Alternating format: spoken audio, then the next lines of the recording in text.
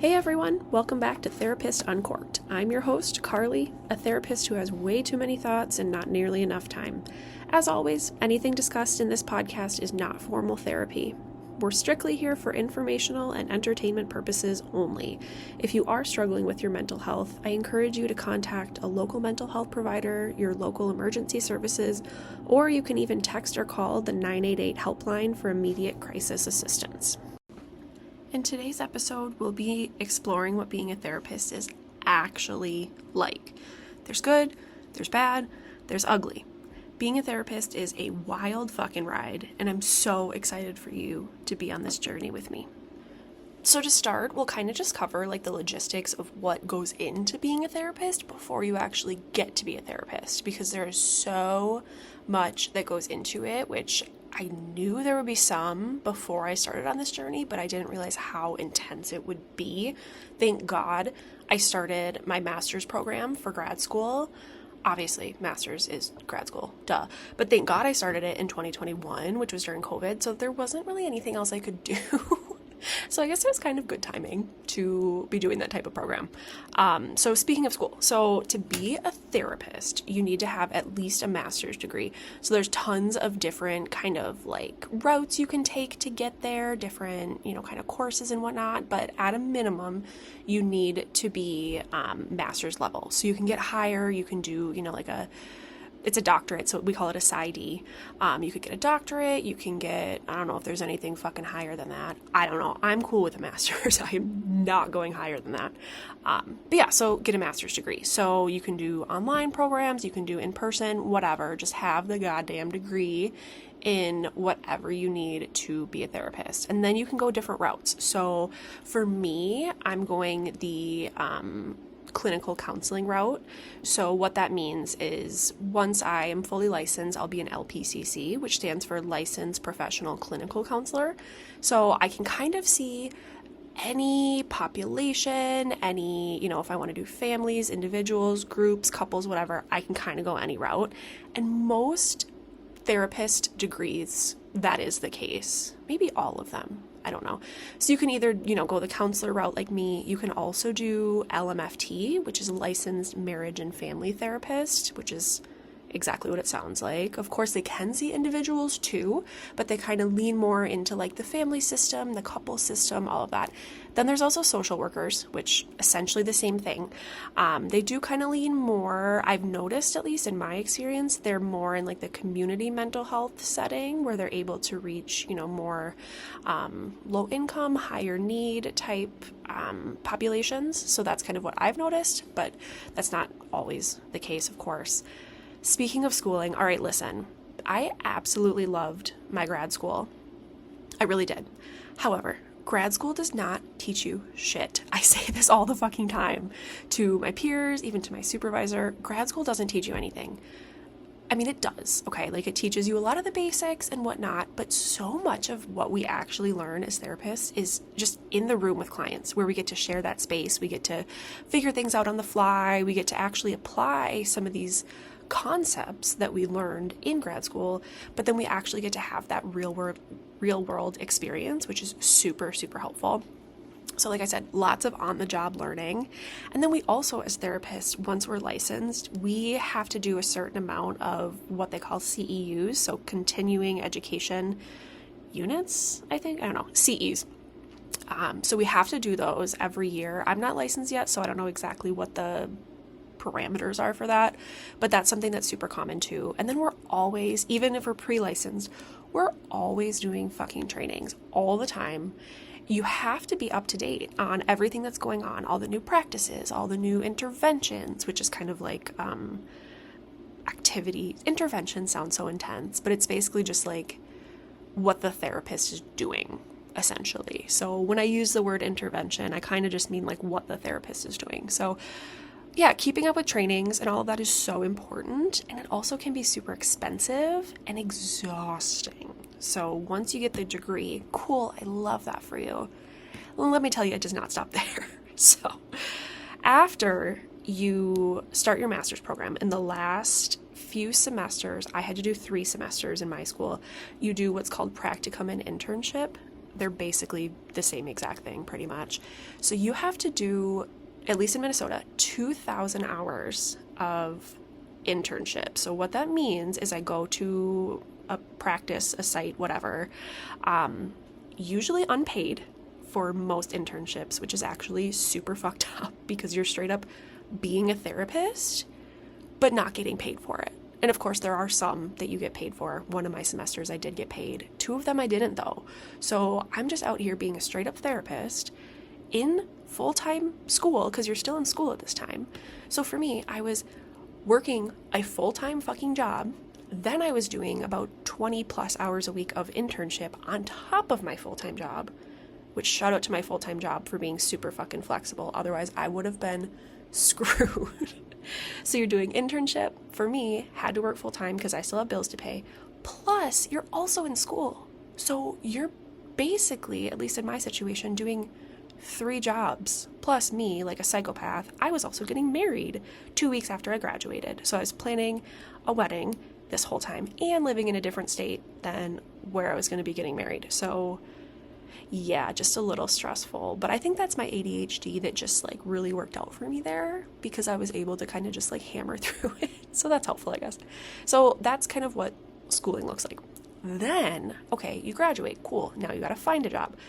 Tons of different types of practices. You could do a private practice, which is kind of where you do your own thing. You can do a group practice where there's multiple different providers there. You can do inpatient, like working at a hospital, residential, working at, a hospital where people essentially live there, clients live there. Otherwise, you could do outpatient, which is what I do. Just people, come in for their session. All right, see you next week. So that's what I do. I found it makes a lot more sense for me and my brain. And I found that outpatient is a little less intense, at least in my experience. And I think that's kind of the general consensus. Not to say that outpatient is not intense, because let me tell you, it is. But it's just different. So yeah, that's kind of what it looks like getting a job. Then finances. Okay, so like all the movies, all the shows, they make it seem like therapists are just fucking loaded, right? Like they're all driving like a Mercedes and they live in these bougie cars. These bougie cars, what the fuck? I mean, that would make more sense. Therapists living in a car based on the very low amount of money that we actually make. But, in the movies they portray being a therapist is this like bougie ass job. And it totally can be. Totally can be. But for most of us, especially in the beginning, you are not making a lot of money. Honestly, you're really not, especially when you're in internship, when you're in practicum, probably not getting paid. Let me tell you, when I say that you do this job because you really fucking care about your clients, I really mean it. Because, my practice, it pays me decently. Like, it's okay, I can pay my bills, whatever. But for the most part, most of us are struggling to survive. I mean, honestly, if I didn't live in a dual income household, I would be so fucked. Like, I'd figure it out, of course, but that is really common. It's kind of a universal experience where, especially before you're licensed, you are not getting paid that much, just because that's kind of just the nature of the industry. Once you get licensed, you usually do get a pay bump, which, I mean, makes sense, but it's really a struggle financially for a lot of people. I remember my husband and I were buying a house. When was it? It was like 6 months after we got married. So about 6-7-ish months after I graduated from grad school. And I couldn't provide any money for the down payment, like literally $0. My husband paid the entire down payment because I just didn't have it. There's even now, years after graduation, years after all of that, I'm still in a spot where, again, like, it's fine. I can afford my life, but it's still, it's a struggle. So while we're so invested in our jobs and we truly care, that is the main motivator. Because let me tell you, finances are not a motivator for us. They can be. We can, of course, I do this to pay my bills. I don't do it for fun. But, when we say this is a job that we're passionate about, we really mean it. So with that, speaking of the passion, let's kind of dive into what sessions are like for a therapist.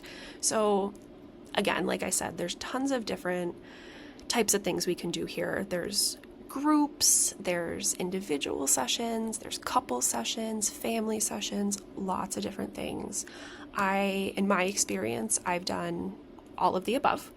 My favorite though is individual sessions. I love just working one-on-one with a client and really just having that trust, that privacy, that, I get to be a part of someone's life in a very deep and intimate way that most other people in their lives don't get. Like, what a fucking gift, honestly. Like, who gets to say that they get to be part and they get to, experience the most inner workings of people's minds? Like, how fucking amazing. It literally makes me want to cry because it is just the most amazing job in the world. It really is. Even aside from all the stuff I just bitched about with school and finances and all that. So the thing about being a therapist is most of what we do is kind of just impromptu. It's on the spot. A client shows up and we're just fucking going for it. Like, we don't know what they're going to come in and talk about. We might have an idea, but we don't always know. And it's kind of a mind fuck if I like take a second and like think about it. If I step back, like, holy shit, my whole job essentially is just improv. Like, I just pivot, I roll with the punches, and I just go for it. And I mean, of course, everything I'm doing is backed by evidence, by education, by trainings. I mean, so it's not like I'm just pulling things out of my ass, but I do have to really just like have a million things in my brain all the time, like just in my back pocket, just in case someone comes in and talks about XYZ. I have to have something available, an intervention. Like I was saying, I have to have an intervention available for them. And very often you can't really go in with a plan because you don't know what the client, even if you've been seeing this client for a year, they could come in with something totally out of the blue and you have to be ready for it. So of course, some sessions we have kind of a plan going in, especially if it's younger clients or, kiddos. We have a plan, but sometimes you can plan and then throw it out the window 5 seconds later when the client comes in and we have to pivot.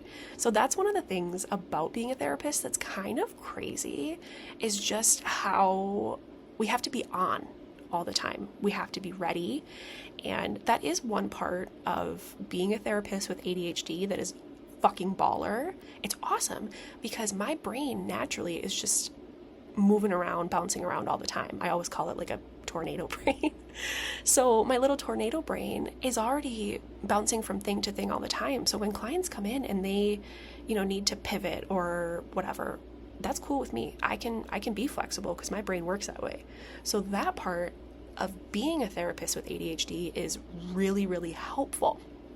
On the other hand, ADHD is not so helpful when you're trying to be, super present with a client. Because genuinely, and I'm not just saying this, genuinely every single one of my clients, like, I am your biggest fucking fan. Like, I am on your side. I am so invested in your life. And I'm not just saying this, I know it sounds so cheesy, but like having that gift of like, I get to be here for you when you are at your lowest. I want to be the best I can be for you so you can be the best you can be.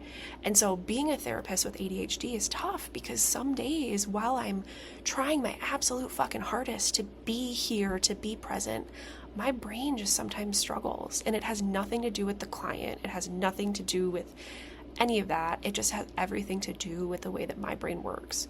So that's something I've had to work on, and I'm still working on it every single day, to put aside those parts of my brain that are not helpful in sessions so I can be fully present with my clients. I can show up for them and I can be, invested, or I can at least, show them I'm invested as I am, because I really am. I truly am. And of course, there's some clients that I can focus a little more, some that I can focus a little less, but every day is different. Sometimes I struggle more, but it's, something that I have to be really intentional about.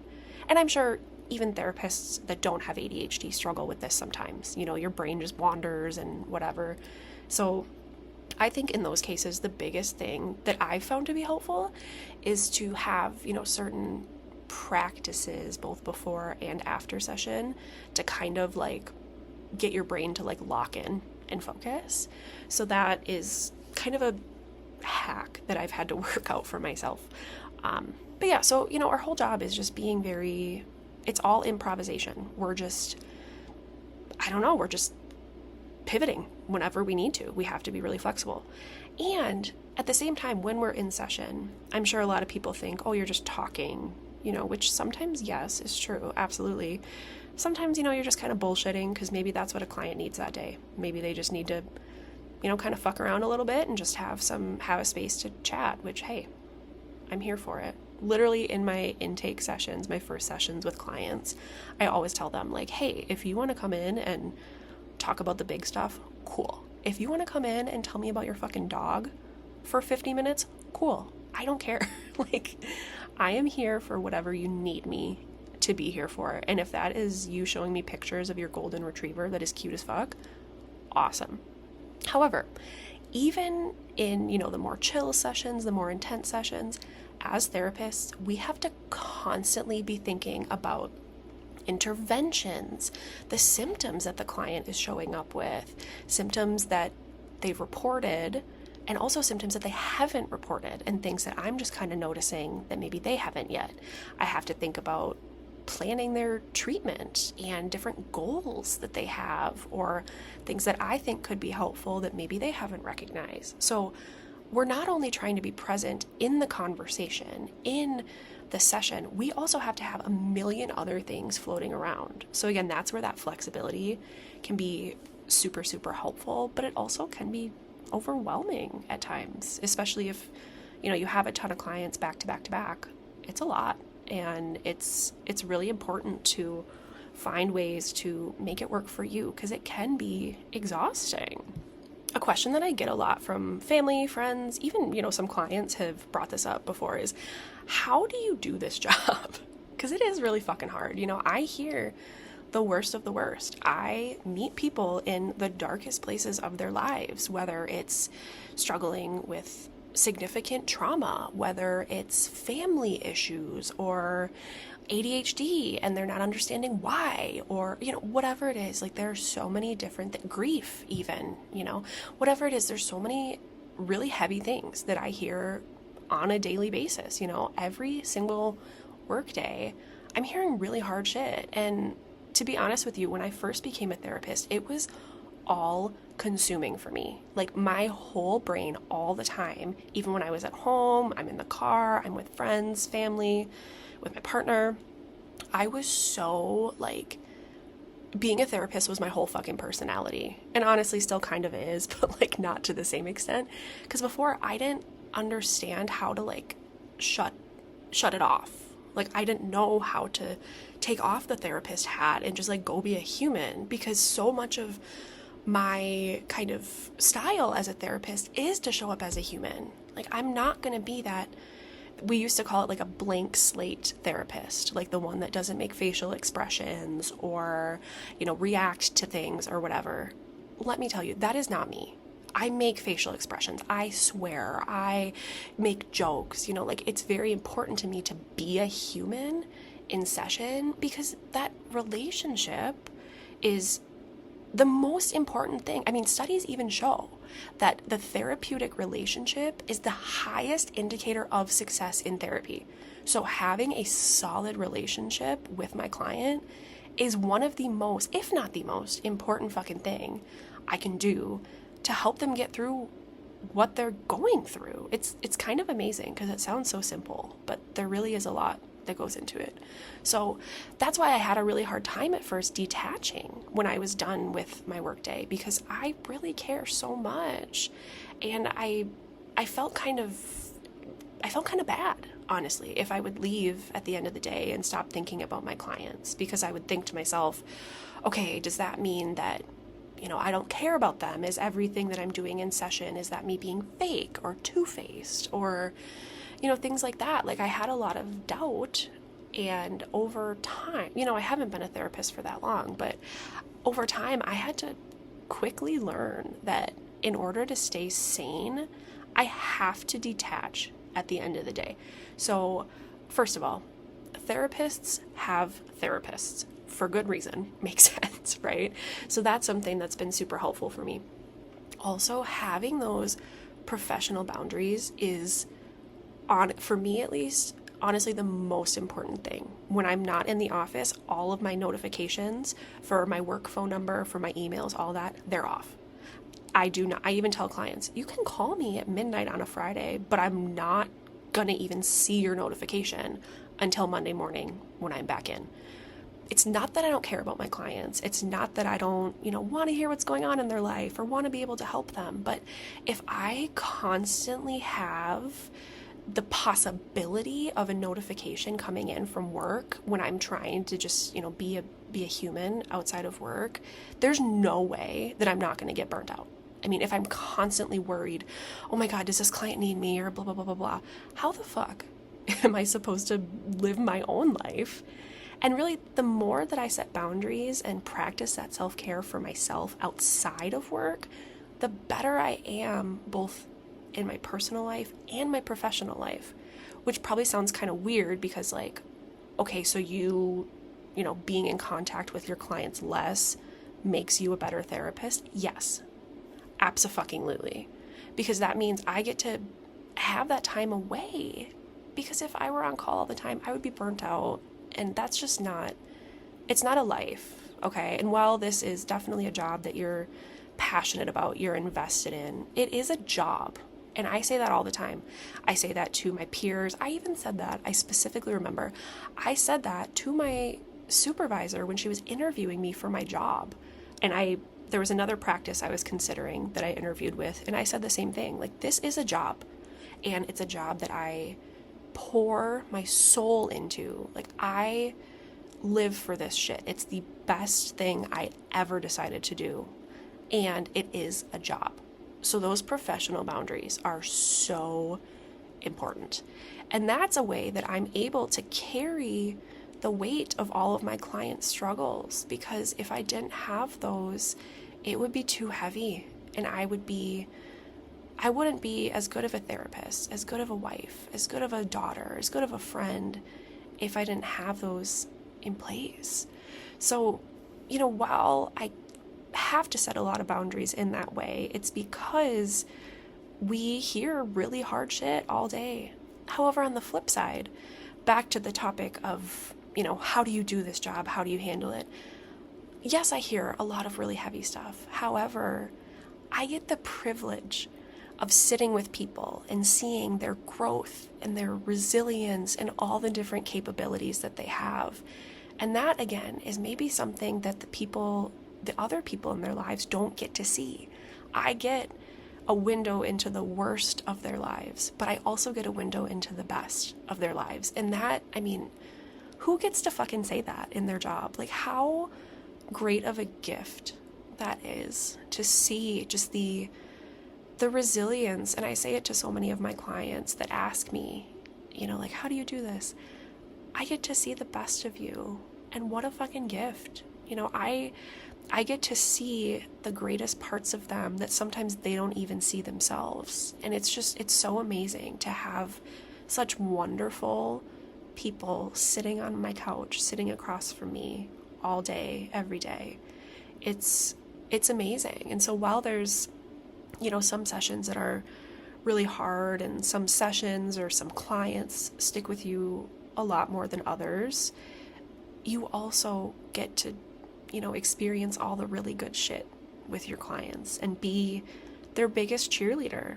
I'm in their corner. I genuinely want the best for them, even if it's someone that I would totally hang out with if I could outside of session, which, to be very clear, I do not, because you cannot do that, but if it's someone that I really vibe with, or someone that on a personal level I wouldn't really vibe with, I don't fucking care. I want you to succeed just as much, if not more, honestly, than they want to feel their best, because I care so much. So again, how do I do this job?